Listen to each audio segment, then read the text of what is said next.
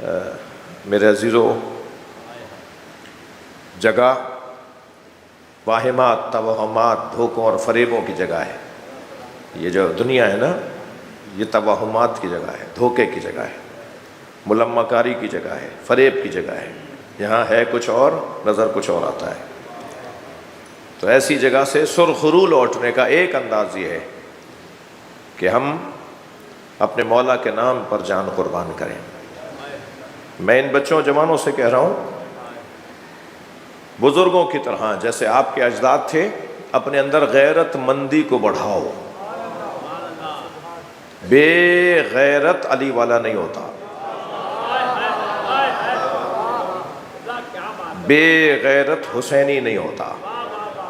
اپنی قوم کی آبرو بڑھاؤ، اپنے ملت کا اچھا چہرہ پیش کرو، اپنی قوم کا مقام اور منزلت اور بہتر بنانے میں اپنا کردار ادا کریں۔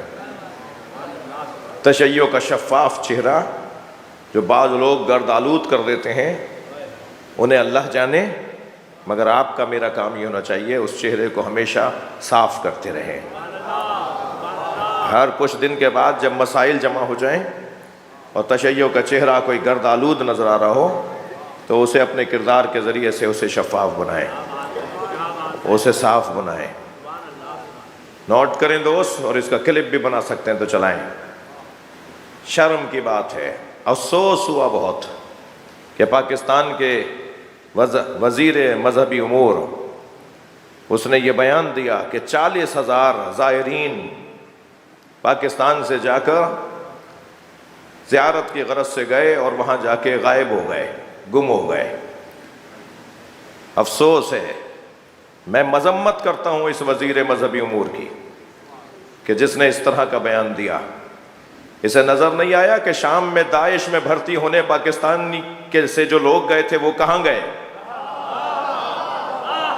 شام میں بی بی کے روزے پہ حملہ کرنے کے لیے جو پاکستانی گئے، ان کو تم نے کبھی یاد نہیں کیا، ان کا کہیں ذکر نہیں کیا۔ وہ پاکستانی نہیں تھا جو شام میں اس جولانی کی حکومت، اس قبضے کی حکومت کے بننے پر جو شام میں جامع مسجد دمشق میں کھڑے ہو کر، دربار شام میں کھڑے ہو کر آواز دے رہا تھا، استاد جی ہم نے شام فتح کر لیا۔ وہ استاد جی کوئی پاکستان کا ہی تو استاد ہے۔ وہ پاکستانی تو گئے ہیں جو انہوں نے جا کر شام میں قبضہ کیا ہے، داعش کا ساتھ دیا ہے، اسرائیل کا ساتھ دیا ہے، امریکہ کا ساتھ دیا ہے۔ وہ تمہیں نظر نہیں آتے؟ ان کا کہیں ذکر نہیں ہے؟ تمہیں وہ غریب مسکین سادہ لوگ جوڑ جوڑ کے زیارت پر جانے والے زائرین نظر آئے؟ اور وہ بھی تمہاری نااہلی کی وجہ سے عراق میں اور شام میں، تمہاری نااہلی کی وجہ سے وہاں مجبور ہوئے کہ روزگار کے لیے وہاں ہوٹلوں میں اور مختلف جگہوں پر روزگار کی تلاش میں اپنے آپ کو روک لیں، اور تمہیں پتا ہے، جھوٹ بول رہے ہو کہ ہمیں نہیں پتا۔ عراق کے موجودہ سیاسی رہنما عمار الحکیم نے اس حقیر سے، اس آپ کے خادم سے خود کہا کہ 4,000 پاکستانی ہمارے جیلوں میں ہیں، اپنے وزیر خارجہ سے کہیے، اپنے وزراء سے کہیے انہیں چھڑوائیں۔ تمہیں نہیں پتا کہ وہ کہاں ہیں؟ تمہیں نہیں پتا وہ کہاں ہیں؟ وہ ان ممالک کی جیلوں میں ہیں، چھڑواؤ نا انہیں، تمہاری ذمہ داری ہے۔ اور تمہیں زائرین نظر آ گئے، 4,000 زائرین، 40,000 زائرین وہاں گئے تھے اور غائب ہو گئے۔ تمہیں انہیں تو یاد کر رہے ہو، ان کو تو ذکر میں لا رہے ہو، ان کو تو تم بدنام کر رہے ہو۔ تمہیں وہ کشتیوں میں ڈوبتے ہوئے پاکستانی مسافر نظر نہیں آتے جو روزگار کی تلاش میں کبھی اٹلی جاتے ہوئے ڈوبتے ہیں، کبھی یورپ کے اور ممالک میں جاتے ہوئے ڈوبتے ہیں، کبھی آسٹریلیا جاتے ہوئے سمندروں میں ڈوب جاتے ہیں؟ ان کا ذکر کیوں نہیں کیا؟ میں مذمت کرتا ہوں آج کی اس مجلس اعظم میں پاکستان کے وزیر مذہبی امور کی۔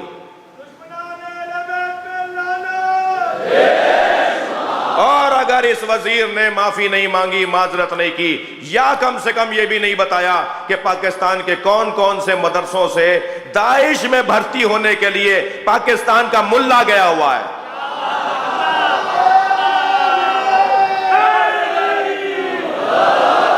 لبیک یا حسین،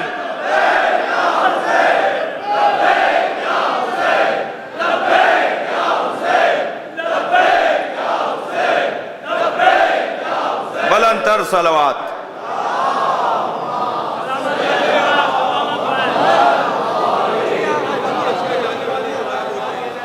شرم آنی چاہیے ہمارے بظاہر ذمہ داروں کو،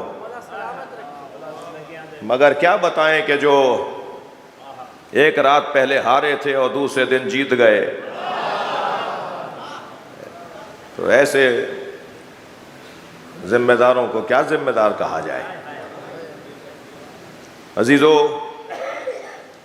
امام حسین کے زائرین پائی پائی جوڑ کر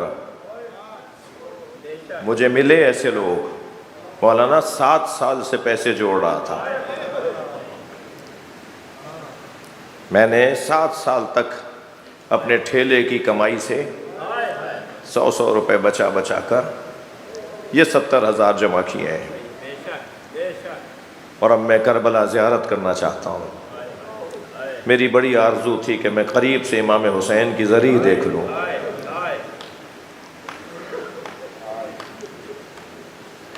10 لاکھ سے زیادہ زائرین جاتے ہیں پاکستان سے 10 لاکھ سے زیادہ زائرین جاتے ہیں سال بھر میں۔